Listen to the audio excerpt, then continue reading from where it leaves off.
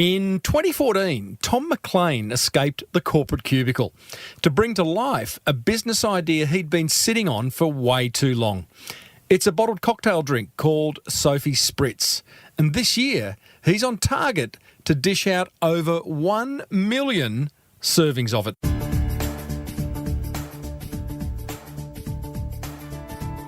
Before we get stuck into episode 404 of the Small Business Big Marketing Show, the Marketing Gold is made exclusively possible thanks to American Express. And I say exclusively because for all of this month, Amex has kindly taken all available advertising spots in the show. Gotta love that. So please check out their suite of business cards designed to meet the needs of small business owners just like you. All you need to do, search Amex Business to find out how your business expenses can reward you. And now, on with the show. Well, I said, welcome to a small business marketing show, where successful small business owners share their souls to take your marketing straight to the lead. Now, here's your host, Mr. Timbo Reid. And welcome back to the Small Business Big Marketing Show. I'm your host, Timbo Reid. You, infinitely more importantly, are a motivated business owner ready to crank out some great marketing to build that beautiful business of yours into the empire it deserves to be. Big show today, team. We meet Tom Maclean, founder of the alcoholic beverage Sofi Spritz. Got a great story to tell, has young Tommy. The Small Business Big Marketing Monster Prize Draw begins. Excited by that. And Melbourne SEO Services Dave Jennings and I will show you how to make the right type of content to attract the right type of customers.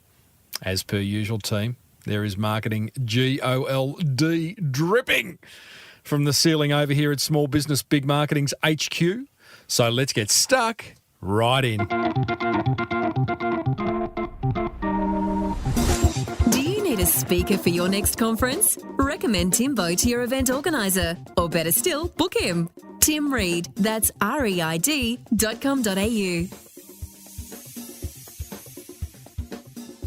So, the Small Business Big Marketing Monster Prize Draw commences in this episode. Very excited. So, what I'm doing is this. I'm asking each guest as they come on the show whether they would be happy to donate some prizes for me to give to you, the listener, and for the guest to get a little bit more exposure. And no one has said no. So I've got a nice little treasure chest of prizes to give away. I've got Uncle Jack's watches. I've got limited edition Orbit keys. I've got some very rare and dry Four Pillars gin. I've got Bunster hot sauce packs. The list goes on. Now, this is how you can win one of those prizes. It's really simple. I'd love you to email me, tim@timreid, reid.com.au, telling me about a marketing idea you've implemented from the show and what it's done for your business. That's all. Or if you don't want to email me, you can leave the same copy as a listener review on iTunes. So all I want to hear is about a marketing idea that you've implemented from this show and what it's done for your business. Doesn't have to be crazy long. Keep it succinct. And if I read your idea out in a future episode, I'm going to pick a prize and send it to you. Got to be happy with that. Hey, and include your phone number because I might just call you like I did with listener and beekeeper Ben Moore. Ben, it's Tim Reid from the Small Business Big Marketing Show. Hi, how you doing, Tim? I'm good, buddy. How are you? Yeah, good, thank you, mate. I just wanted to send out. I'm one of those people that you're going to get this probably daily. Absolute fan, mate. As a full-time beekeeper, I'm always on the road, and mate, it is so inspirational. Like your podcast, mate. It's just the number one. Just always, I'm hanging out every week to go through them, mate. So. No, seriously, hats off to you because what you do is tips. You know, what I mean, yeah, I really mean it. Well, I really appreciate it, buddy. I got your email and I thank you for that. What I'm interested to know, one idea that you've taken from the show and implemented in your business. One idea and implemented from the business. I'm going to probably honestly say, pushing the social media. You know what Yep. I mean? Definitely. Like I'm not sure if you looked at my Instagram and Facebook, but I definitely, I know it's pretty basic type one, but That's you know what I mean? okay. That whole social media, that whole social media pushing that is definitely, you know what I mean, definitely works. You know what I mean? It's You found the confidence to put it out there. yeah, having that confidence to put it out there, and you know what I mean, and letting people know what I'm about, and it's sort of, I wouldn't use the word headache, but geez, you know what I mean, replying to messages, and no, it's not a headache. It's the opposite of a headache. It's Mate, you are talking to your loyal tribe. the loyal tribe, you know, and just getting the work from it. You know what I mean? It's sort of, and I think too, as well, you know, one thing I haven't heard in any podcasts, and trust me, I've listened to a lot. I haven't listened to all 400 plus, but definitely, Come on, mate. probably a Come on. quarter of them. It is one thing is no one, I don't know, has really spoke about reviews.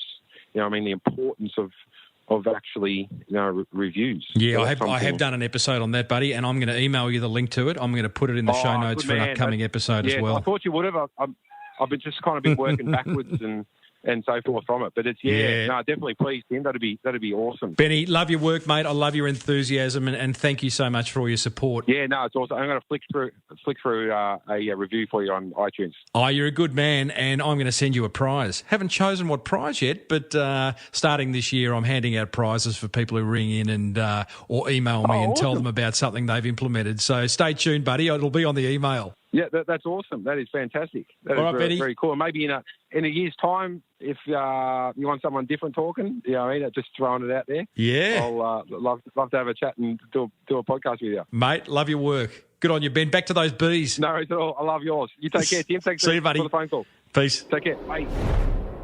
Oh, there's a lot of love in that room, right? And Ben, you have won yourself an Uncle Jack watch valued at $99. Well done, buddy. I'll be on the email to you.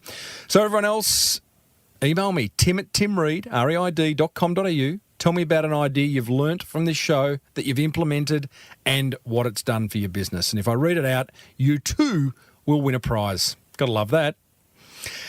Hey, and before we get stuck into today's interview, I am going to be running a deep dive mastermind. It'll start within the next couple of months, and I will give you all the details next week on how you can join me around a boardroom table somewhere live to discuss your marketing.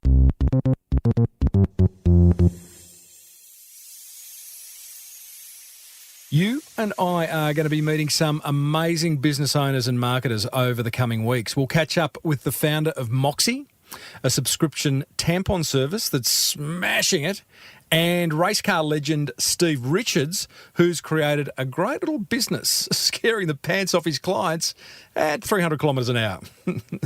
Really good stuff coming up in the weeks ahead. Righto, that brings us to today's guest, Tom Maclean. Maclean, you with me? Who, up until 4 years ago, was working for the man in funds management. He finally escaped his corporate cubicle in 2014, launching Sofi Spritz, a fancy alcoholic beverage. 4 years later, with 2 crowdfunding campaigns and a Shark Tank appearance under his belt, he's got 4 full-time staff. Sofi Spritz is stocked in all the biggest bottle shops in the country. It's on tap at over 100 venues. And how's this? Tom expects to serve up over 1 million servings of it this year. I love a good success story. We cover so much ground in this chat, including how he created the brand, where the name came from, how he's created awareness on a really small marketing budget, and how he's got such incredible distribution. I started off by asking Tom about his time in corporate.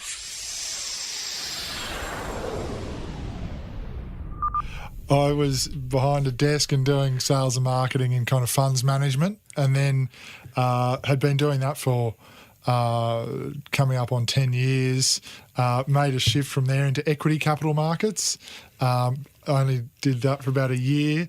I think I had the urge to get into my own business, and I was progressively getting closer and closer, but eventually just decided to take the plunge and start my own thing. Was the urge out of like, geez, this corporate stuff's got hairs on it, or was it like, I really want to test myself?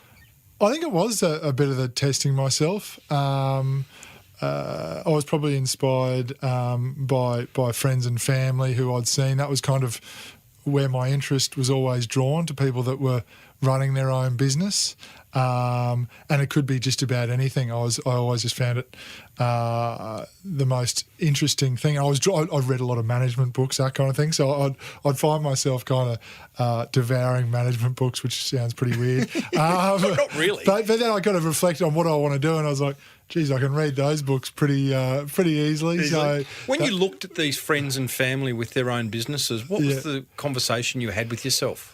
With myself or with them? No, with yourself. Yeah, with myself. It was probably, I think I just like the idea of being the master of your own destiny and charting your own path, I guess. I know that sounds kind of cliched. Any other motherhood statements you want to give? But I think I just didn't enjoy answering to someone else, to be honest. It's not that I hated it.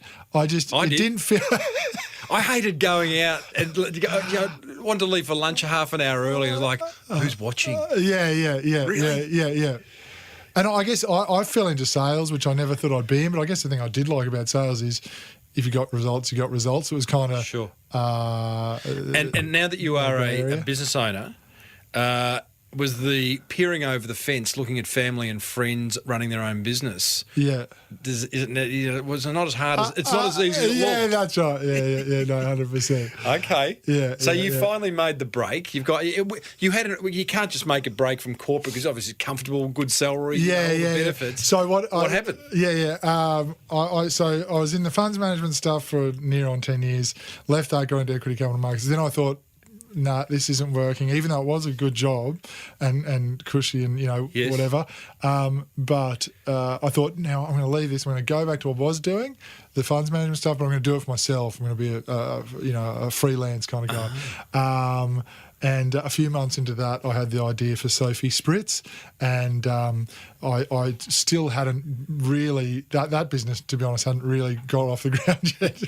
And I found myself spending a lot more time working out how to make a cocktail rather than working out how to run a funds management, sales, and marketing business. Well, there you go. Well, clearly it was floating your boat. You're like, this idea of a spritz. Where'd it come from?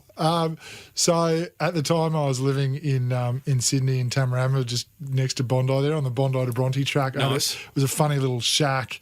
It was a very small little place, but it had a beautiful backyard. So I'd have a lot of barbies. After one of those, it's not the sexiest story, but had a few ciders that didn't sit that well. And I was kind of like, you know what, I'd love to do something with wine that kind of fit that backyard barbie kind of occasion. And it just sort of seemed like a silly idea, but I then thought back to my time. I'd been living in London and Europe and stuff for years doing the funds management stuff, and I thought back to travelling through Italy and seeing they have a whole culture around the spritz. The piazzas are filled with the people with the colourful drinks around sunset, pre-dinner drinks and whatever. Thought back to that, had loved it, thought it was really interesting, and I thought that could translate to the Aussie setting really nicely, the kind of beachside barbie. So, mate, just became obsessed with it. And what seemed like a kind of harebrained idea initially, started doing some research, and it kind of stacked up on a few fronts. What research did you do? The old Google, and just calling everyone that I knew that had anything to do with wine or drinks or had ever tried to start a drink, or called the bloody... CSIRO guys, and they gave me a list of other people to speak to and all that kind of stuff. But a couple of the things that I thought were most interesting was, both on the supply and the demand side. So on the supply side, the Aussie wine industries obviously had a huge period of success and then a huge correction. So there's a huge oversupply of wine in Australia. I saw some kind of mind-blowing stats on what Australia is now exporting its wine for, and it's kind of disturbingly low prices a lot of the time. So I thought, maybe there's an opportunity there to create a new market for what is, great wine. Because the spritz is essentially flavoured wine with soda? Yeah, so it's white wine with the original's inspired by the Veneto spritz. You might have seen Aperol spritz. Yes. I think that's probably the most popular version of the Veneto spritz. What's Veneto? Is that a brand? That's a region. Venice is in Veneto. Nice.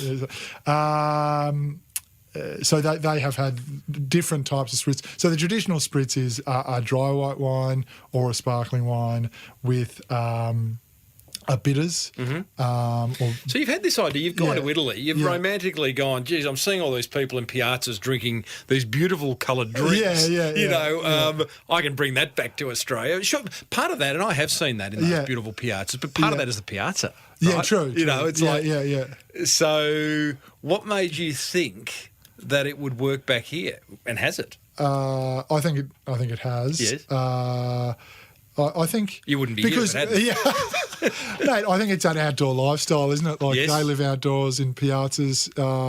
Before dinner, we live outdoors in the backyard. Yeah. Having a barbie or by the beach or whatever. So I guess it's an outdoor lifestyle. I think.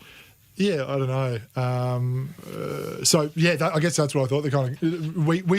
I thought we would relax it, and so we've made it kind of ready to serve. So you don't need to source multiple ingredients. So we've kind of made it more convenient for the Aussie lifestyle. So you had the idea. You've done some research. You've asked around. You got on Google. God knows why you rang the CSIRO. I thought they were a serum laboratory, but I don't know what they do. I think one of my mates told me to. He had some help. So you've done it. You've gone, okay, the valid idea. Yeah. It's valid. You're passionate about it. Yeah. What do you do? Do you then go? At what point do you jump off the cliff and leave the security of running a little consultancy or a corporate job behind? Yeah. Well, I'd already kind of done that. Okay. So that decision was got a bit of dough behind you. Not huge amounts by any stretch of the imagination, but enough to support myself for a while. We're talking tens of thousands of dollars to kind of. I would have probably invested into this up front, like only about 20 grand. Okay. Yeah. Great. Yeah. So you go, I'm in. Yeah. Now you know what the product is, essentially. You got to come up with some flavours. Yeah. I'm interested in then naming and branding. Sure.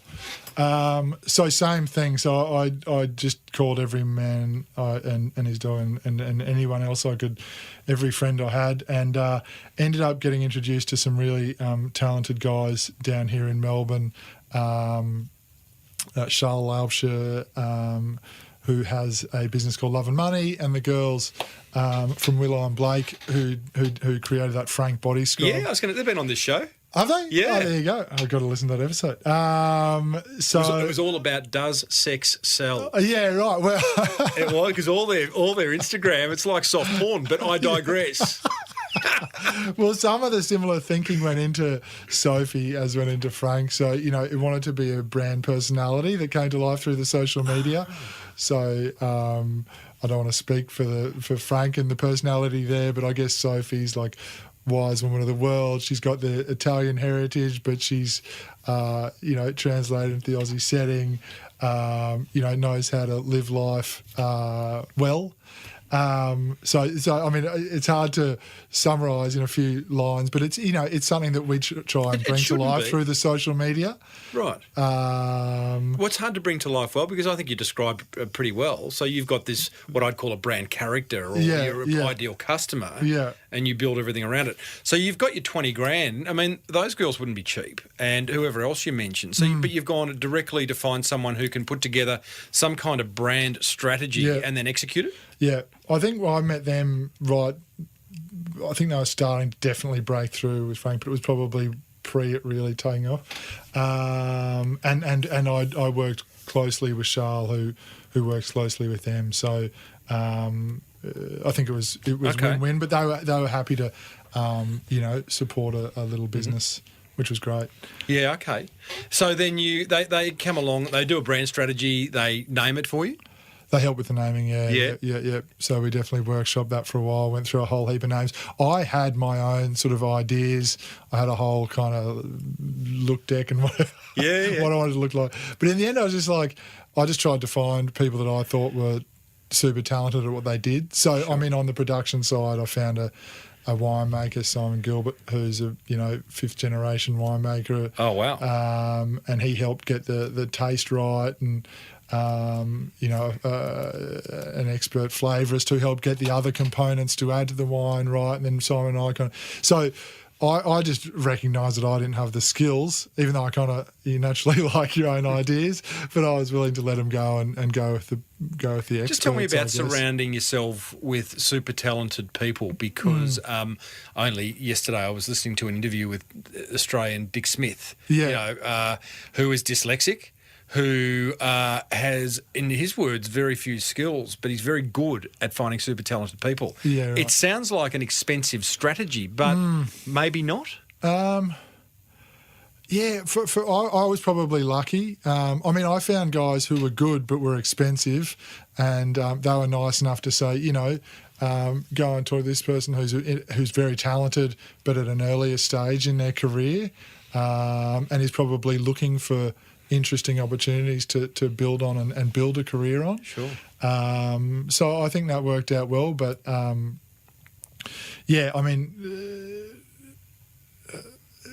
think you got to be comfortable with people who are smarter than you in their particular area. Oh yeah. Well, the minute as a small business owner you try to do everything. Yeah. You're just going to spread yourself too thin. And I was thinking back to your question before about have you learned how hard it is to run a business. I think sometimes when I've tried to do what the experts have done early on, I've learned how good they were at what they were doing, if you know what I mean. So social media has been an area like that where we've tried different things, and I've definitely learned that it's constantly evolving and incredibly challenging. So it's good to trust the people you work with. Yeah. So Tom, you've come up with the idea, you got some flavours, you've got a name, you've come up with some label branding, obviously the bottle, beautiful bottle, everything, all that's coming together. So now you're all dressed up. Yeah. Anywhere to go? And that has changed since we first started. When we first started, it was a lot more basic and probably not totally right. But yeah, basically when I first started, I did the first batch in late 2013. It was a small batch, started literally knocking door to door, not to houses, but to... Want to buy a six-pack? to bottle shops and farmers markets, because it's kind of a wine product we're allowed to sell at farmers markets, which was great. Yeah. And those sorts of things were great. So we started out at the Bondi Farmers Market, but I ended up doing just about every farmers market in Sydney, all the food and wine shows. Just started selling mostly through bottle shops initially, but also trying to get into some venues. Is it literally, you literally do as the founder and owner, did you start, because you got sales and marketing experience, you literally were manning the stands at the farmers markets and then during the week knocking on kind of cool bottle shop doors? Yeah. Fantastic. And then towards the end of that summer, we ran a little crowdfunding campaign. So we only had the original Blood Orange and Bitters then, and we ran a campaign where we kind of raised some money to help change that packaging that I said wasn't quite right initially.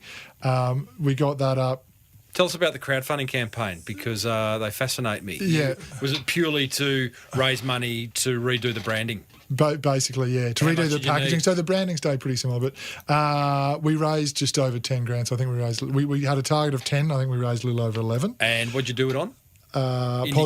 Possible. Yeah. That's the Aussie one, isn't it? That's the Aussie one, yeah. What were you offering? Was it equity or was it just reward? At that stage, I think they've just changed the rules now, and those guys are launching a new platform to do equity based. So they're launching reward-based crowdfunding.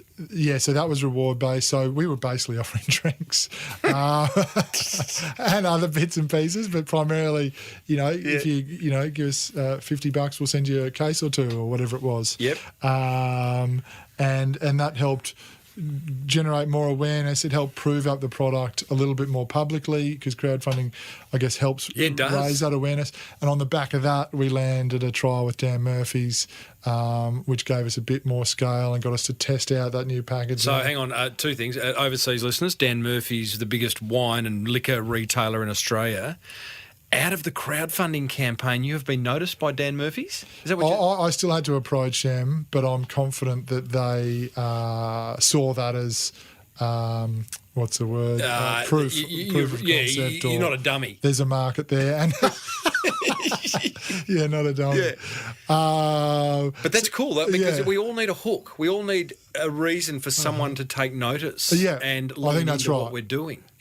Help to get a bit of press and all that sort of stuff. So I think, mate, to be honest, in terms of marketing, one of the things I've learned, I guess, is you do what you can do. You know what I mean? Like, I can't afford billboards or TV ads. I could do a crowdfunding campaign. You know, I could go to the farmers market. I just sometimes those sorts of marketing ideas are born out of necessity, but they work almost accidentally sometimes. Yeah. So you've raised your dough, 10 grand. You've been noticed by Dan Murphy's. Yeah. Was that a kind of tipping point for Sofi? Probably, yeah. Because then on the back of that, BWS gave us a run. Another liquor retailer. So they've got over 1,000 stores. So that was huge for us. And then on the back of that, we went on Shark Tank. Okay, hold that thought. Yeah, sorry, yeah. You're just a fundraising machine, eh? But each thing kind of snowballed. I reckon Sophie's a front for actually raising equity for other things. And you got a beautiful beach house in Bondi now. Tell me. A long way from, yeah. Right. So, with being noticed by big retailers creates, I imagine, problems like supply. Yeah. All of a sudden, Dan goes, yeah, we like this. We'll take 1 million units or something. Like, how do you manage that? How do you scale up? Probably like the outsourcing to the experts. We've always outsourced, most of the production. So we use we actually use some guys here in Melbourne again for that production side, the bottling and all that stuff. So they have, capacity to keep up with a lot more than we're doing even today. So, is it the most expensive way of building a business? Outsourcing to experts? We kind of said you're finding people who are on the way up. They're not necessarily at the top of their game, but they're very talented. But well, I mean, it would probably, in terms of cost of goods sold, it'd probably be cheaper per unit if we could afford to buy our own factory. Sure. But we can't afford to buy our own factory, so it's probably born of that necessity. Bondi Beach House before a factory. Goodness me. So, okay, now you've got some distribution, BWS, Dan Murphy's, you've raised some dough. The next stage you're saying you then go Shark Tank. Why Shark Tank? Well, funnily enough, that was born of. You might have a point about the raising capital thing. No, I was meeting an investor, and he was. On to you. He was an extreme. This interview's cancelled. I thought you were a cocktail manufacturer. Okay? No, well, so this guy was very wealthy and very successful, and I took his advice seriously. And he said, "You don't need money; you need publicity." And so, you could spend, and I think his point is you could spend endless amounts of money on marketing in the booze game, or in FMCG probably in general. Yeah. And you might not get anywhere, but get really great publicity that money can't buy, and, build the story, which is all true, and get that story out there. And you're onto something. And I had thought about it, and I actually used to watch a show a lot. Used to watch Dragon's Den when I was in the UK one. But I never really wanted to go on there. But at that point, again, born out of necessity, he said that to me. It was the right time to do it. We just landed the BWS thing, and we needed to do something to keep the momentum going. And I Googled it, and the auditions were open. So I... great timing. It's the right time. That is a great bit of advice. You don't need money. You need publicity. Yeah, I thought so. And so, therefore, Shark Tank, big audience, national TV program. Yeah. Are you going on not really with the intention of giving away any equity to the Sharks, playing difficult, but if you get on, publicity boxes ticked? Yeah, to be honest, I was I wasn't overly confident that we would get a deal, but I thought it couldn't go too far wrong, apart from being humiliated on national TV. Yeah. Did you want a deal? No, I did, and we got a deal. So we did a deal with Steve and Glenn at our asking price, which was fantastic, and they have been a great support. I now work out of Steve's office in Brisbane in the Valley. Moved back to my hometown, Brizzy, and work out of Steve's office in the Valley. How much do you have to give away? So we did 10% for 130 grand, and they split that. 30. Okay. So that just massively exceeded my expectations. What did they see in your business? I think they understood the that kind of supply and demand opportunity. So I mentioned the supply side before, but I think on the demand side, we've seen that we play in the space of what used to be called ready-to-drinks, RTDs, pre-mixed and whatever, where this is more ready-to-serve, so we suggest serving those rice with fruit. But that's the space we play in, and a lot of those drinks have been just capitulating in terms of demand because they're perceived as sugary and fake, and this, Sofi has no added sugar and it's all natural. So we're entering a market that's really struggling with a product that is addressing the consumer demands for sort of healthier alternatives. What did you with a base ingredients that's in massive oversupply. So it's kind of like taking a product that's in massive oversupply into a market that's going through pretty significant change. Yeah. You got a product relying on oversupply of wine. What about when wine is in undersupply? You stuffed? We need to go and buy a winery, maybe. Love it. Well, we've had Messina, Gelato Messina. Dylan, his name was the owner of that, and he's actually bought a dairy farm because he wasn't happy with the milk that he was buying. And mate, we are actually doing some of the same stuff. So we're starting to buy the grapes. So we're moving up the supply chain. You're going to have a bloody Bondi Beach house. You're going to have a little farmlet in the Yarra Valley. It's still a massive struggle. I'm on to you. Guys, Sophie's a front. So, Shark Tank, crowdfunding. What'd you do with 130 grand from Shark Tank, from the 10%? Good question. Where did it all go? No. I actually meant that seriously. A lot of it went into working capital because of the growth, so we had to fund increased supply. I guess our revenues have kind of doubled and tripled each year, and this is a thing again to one of your first questions about learning how to run a business, that growth doesn't necessarily make things easier. So the growth has in some ways made things harder, and it is in itself a drain on cash because you got that big. As a new small business owner, Tom, what's freaking you out? Too many things to mention. Really? No, I think we're doing a lot of new product development, and again, funding that and just organising it all's hard. So we've gone from one SKU originally, which was 6, haven't you? We've got 3 different flavours and 4 different sizes. Yeah, so 12. So 12 SKUs, and we're looking at doing another kind of whole packaging format. So we've got the 250ml, 500ml bottles, 30-litre, 50-litre kegs for the cocktails on tap, and we're looking at some stuff for the festivals, and we're talking to the big airlines about an airline pack. You've got a Qantas contract, haven't you? Yeah, so we're in all the Qantas business lounges. How'd you get that? Actually, that was a great one. Steve Baxter's team, Nicole there helped. To be honest, again, probably like when I went into Shark Tank, I was kind of sceptical that we'd land such a marquee account. I think, blue chip account, whatever blue chip, you want to call it.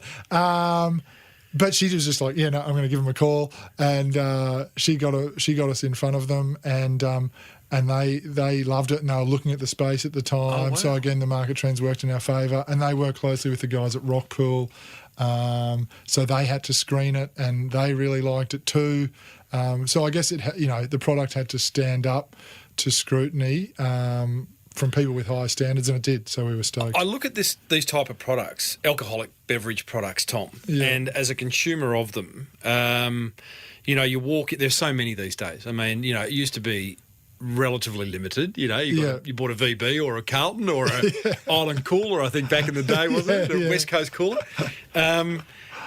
Generally, most people, I'm guessing, buy off the back of big advertising campaigns, of which the one that comes to mind at the moment is Canadian Club, which I think they are just smashing it out of the water. It's really excellent. Wow. But when you've got a deep pocket like clearly they have, sponsoring the Australian Open and TV, I mean, they must be spending millions and millions of dollars. But off the back of that, people buy it. You don't have that luxury. Being on Shark Tank and getting that publicity was a moment in time. Sure, underneath that, you've now got support of some amazing minds. I get that. But I'm guessing you still don't have dough to run ads in magazines or TV or radio. So how do you get awareness? Is it just through distribution? Well, that is a thing that I have learned is incredibly important, the distribution side. I think that in and of itself often helps to drive awareness and whatnot. So, mate, we do what we can, and new doors are opening up for us. I mean, that Qantas Business Lounge thing is fantastic in terms of just driving trials, and in terms of marketing value, it's huge for us, and things like that. I mean, next week we're doing the Bondi Open Air Cinema, for example, or this week, I'm losing track of the dates, where we might not, we make a little bit of money, but it is for the marketing. So it's still a brand early in its life. So I think driving trial is probably the most important thing for us. So if we can raise the awareness and have people taste it and learn what the hell it is, then that's what we're focused on. And there's ways to do that without spending too much money. It might not be on the scale of huge billboards and TV ads, but... Is there a reason? There is a reason. What is the reason that Qantas and Dan Murphy's and BWS and anyone else is the outdoor cinema? Why are they taking you on? There's lots of choice. Are you well priced? Is it an exceptionally good product? Be objective. What's your pitch? Why? I think we balance the cost and the quality. We're focused on a quality product. There's the oversupply of wine, so we can pay above average prices, so get premium quality wine, but it's still incredibly cost effective for what is really nice base product. And then on top of that, the Australian government is supportive of the wine industry. So, there's differing tax rules. Is there? Because I had Stu Gregor from Four Pillars Gin on a few months ago, and he's fairly scathing about I think Four Pillars sells for $75 a bottle. He could sell it for $35 if it wasn't for the tax. Is it right? Not the same with wine. You got it's a few. Not the same with wine. Nice. Yeah. He entered the wrong part of the... Stu's actually a really nice bloke. He helped me early on. He's a very... Did he? Yeah, no. He knows his stuff. What's a great example of a guy who owns a marketing agency who's been giving all this advice to other brands. He's going, you know what, I'm going to test if what I actually have to say I actually can't remember how I got his details, but he helped me by giving me someone else's details that helped me on through the journey. Him. So he was one of those people early on that definitely helped. Yeah, right. Clearly, I think clearly one of your secret sauces, Tom, is surrounding yourself with very good people. Yeah. Yeah? Yeah, been lucky to definitely in that regard. Not afraid to ask? And then maybe that helped having a past in kind of sales related roles where you had to pick up the phone and call people and get a whole lot of no's and a whole lot of dead ends, and I guess recognise when there's a vein of opportunity there and then chase that down. You don't seem, or maybe you have, I haven't found it, you don't seem to have created a media platform for Sofi of your own, a YouTube channel, a podcast series, a big social presence? We've got over 10,000 on Facebook and Instagram. So we went hard on Instagram early, which I think that actually puts us pretty well placed in terms of Aussie alcohol drinks on Instagram.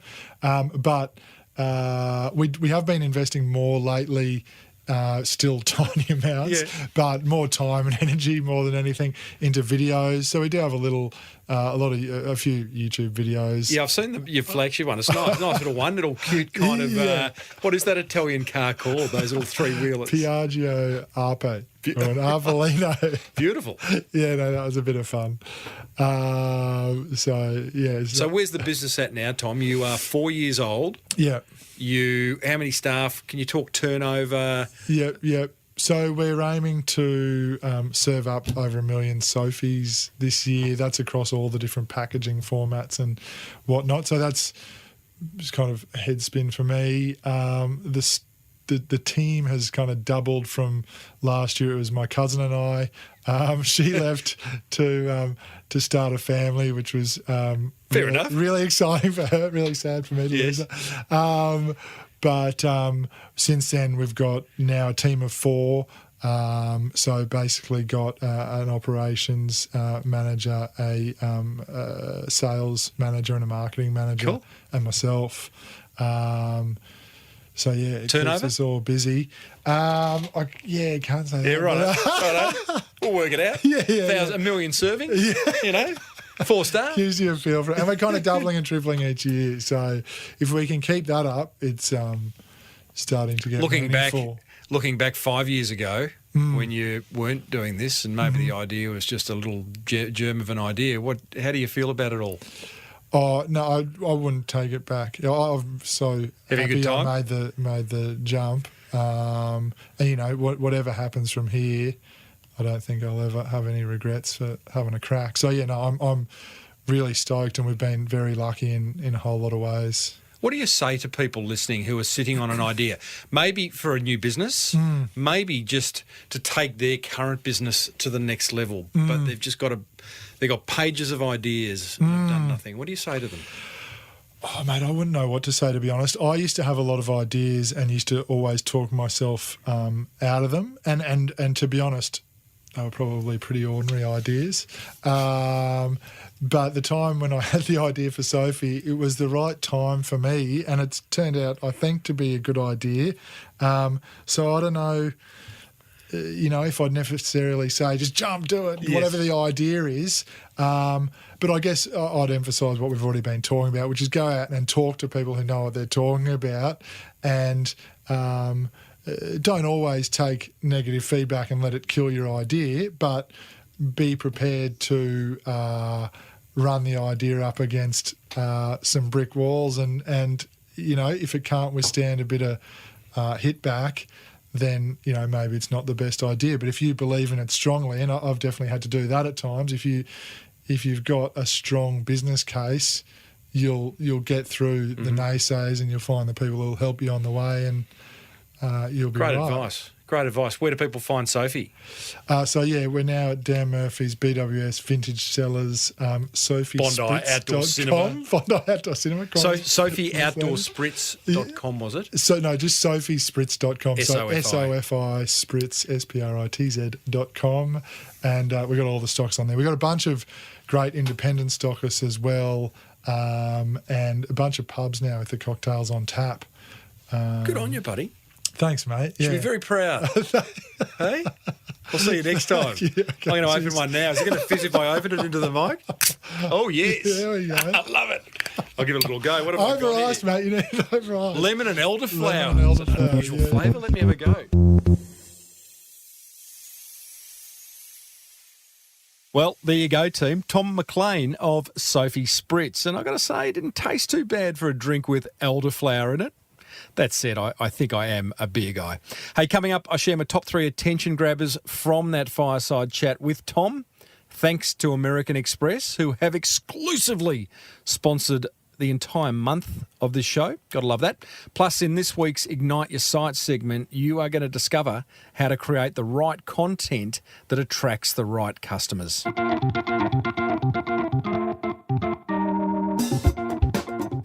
Here's a money-making tip from American Express member and Four Pillars Gin founder, Stu Gregor.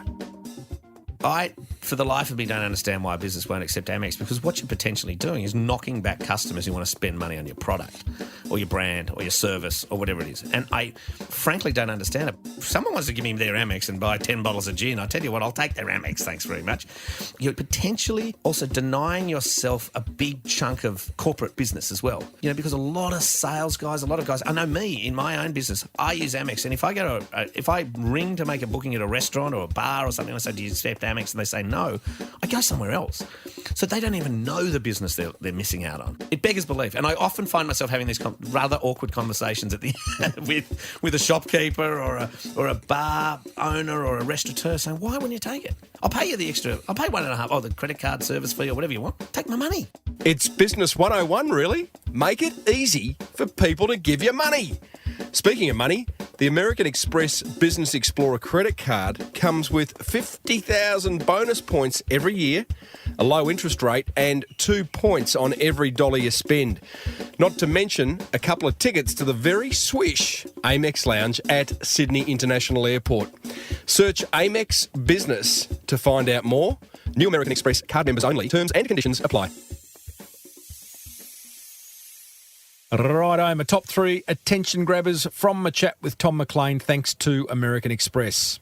Attention grabber number 1, outsource to the experts. I love that. Find people that are good at what they do and let them do it. As small business owners, we try to do everything. I get that. It's about budget. It's about controlling. It's about all that. I understand it. But the minute you can afford to pay an expert to do part of your marketing, the better, I certainly believe. Focus on what you are good at. Attention grabber number 2, and I quote Tom, he says, quote, you don't need dollars, you need publicity. Close quote. Love that. I think publicity is a fantastic marketing strategy, and so often it's free. You know, Tom's been on Shark Tank. He would have got publicity from crowdfunding campaigns. I've got a past episode I did with Sam Elam of Media Maneuvers, who explains exactly how you can get some free publicity. So I'll put that in the show notes for this episode. And attention grabber number 3, escape the corporate cubicle. I love that. I just think every time I hear someone do that, it grabs my attention. So if you are listening and are yet to be a small business owner but have an idea, can I encourage you to do it? Yeah, I know there are other pressures, mortgages and kids and family and wives and husbands and all that. I get that.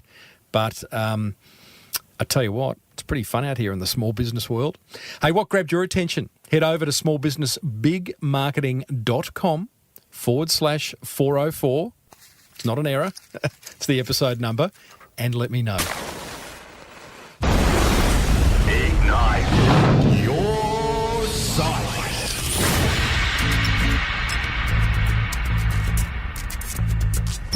You know, with so many underperforming business websites out there, this segment, it is laser focused on ensuring yours is not one of them.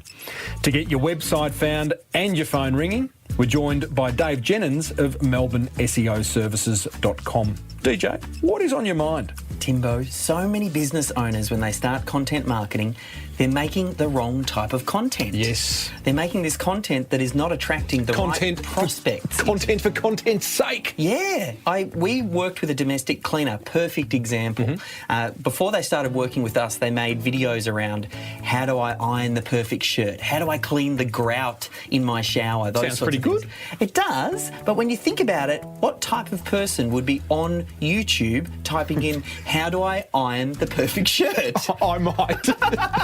But I'm assuming the person doing that is probably not someone looking for domestic cleaning services. So what we did when we started working with them, we kind of shifted it a little bit and we started making content around answering questions like, should I feel guilty about getting a cleaner? How do I prepare the house before the cleaner comes? My wife, she likes to clean before the cleaner comes. Kaz is a clean freak. We all know that. Okay, so it's about getting the question right. Exactly. And then answering it in whether it be video content, audio content, blog. But put some more thought into the question, because that's what people are keying into Google, and that's what Google are going to index and put up on page 1, correct? Exactly right. Brilliant, mate. How do listeners find out more? Well, if they need some help to, get into the mind of their prospects to know what they're looking for, I want to give them a copy of my book, Authority Content. It's an Amazon bestseller. Great book. Giving it away for free. Okay. For any... How? Well, they just head to authoritycontent.com/Timbo. That's brilliant, mate. Great offer. That is just one more way to... Ignite your site.